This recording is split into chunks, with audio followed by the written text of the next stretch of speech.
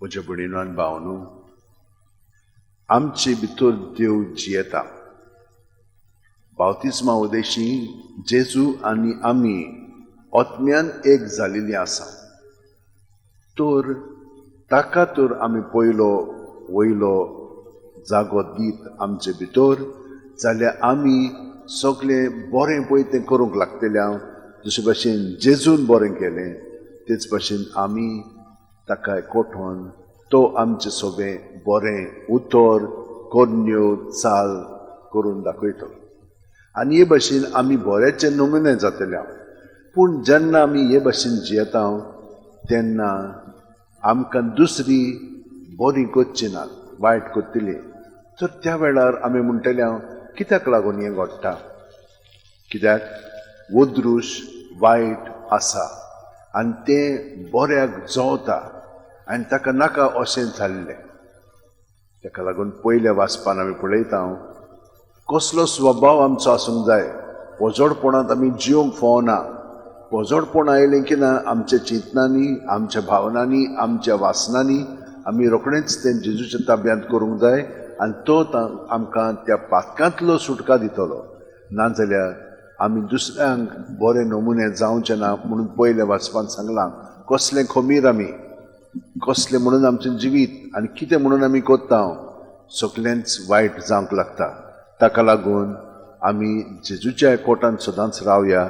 जशे भाशेन mother Teresa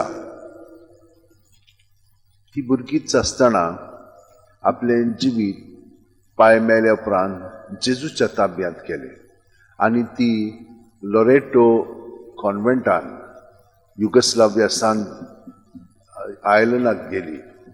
तिजोत्तान ती रोखडीच मिशनार कशी आमच्या भारतांत आयली. कोलकाता तिचो ती त्या लोरेटो कॉन्व्हेंटान 16 वर्सां वावुरताली, भारी वावुरताली. पूण तांचे भोंवती सगळीं जाणां गरीब आसलेली. इतली गरीबायेन ती जियेताली की एके पाटी ती सुटयेक म्हणून दार्जिलिंग वेताना तिका अशें जालें की हांव कितें म्हणून कोत्ता. ह्या तिच्या आपोवण्यान देवान तिका आनी एक आपोवणें दिलें.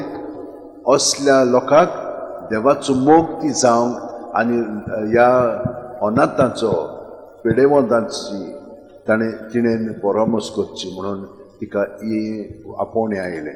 आनी ते मेरेन सान तिणेन सगळें त्या गोंयांत आसलेलें तितलें जिवीत सोडलें आनी सादेपणान एक साडी पेनून खुरी सांगसोरचे बुजाक लावन एक धाकली पोती घेवन 5 रुपया तिच्या पिशवेंत आसून ती भायर सरली. आनी तिणेन एक 6 म्हयन्यांचो कोर्स घेतलो कशे भाशेन नर्सींग करूंक जाय पळय तें. आनी ते भाशेन ती सगळ्यांचो परामर्श करूंक लागली. रोखडेंच देवान तिका सगळें दाखयलें कितें करूंक जाय पळय तें. मोत्तालें पळय तें तांकां हृदय निर्मल हृदय म्हणून तिणेन एक दवर स्टार्ट केलें. रोखडेंच ती भुरगीं पळय आसलेलीं अनाथ भुरगीं तांकां शिशु भवन म्हणून इस्कॉल स्टार्ट केलें. आनी कोडकार आसलेले तांकां शांतीनगर म्हणून एक जागो तयार केलो. हे भाशेन तिचें सगळें देव वावरूंक लागलो. ती न्हय, देवान तिका आपयलें आनी जेजू सगळें हें बरेंपण ती करीत रावली.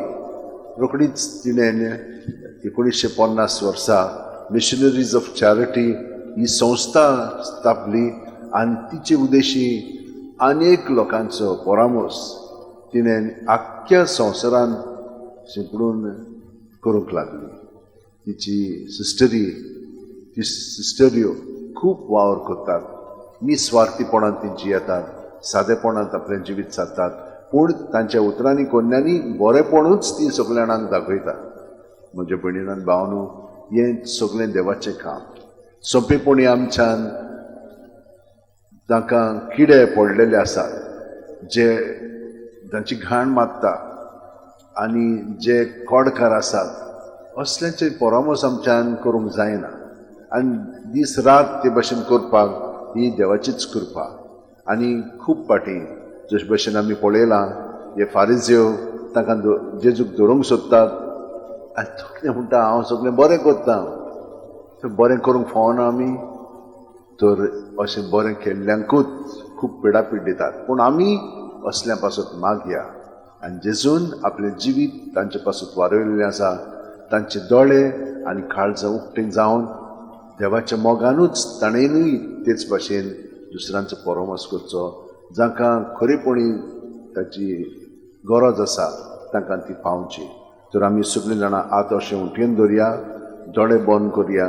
प्रत्येक सुस्कारान जेजू आमचे कुडींत मनांत ओतम्यान भरोन येता. ताका म्याजीर जावया आनी ताचे सगळें आमचे भितर आहा तितलीं चिंतनां, भावना, चाल, बरी वायट सगळीं ताचे सगळें सुस्कार सोडटना ताच्या नांवान भायर काडया, भायर ताचे दवरया आनी तो आमकां सुटका दितलोच. कित्याक ताणें आमचे पासत आपलें रगत वारयल्लें आसा.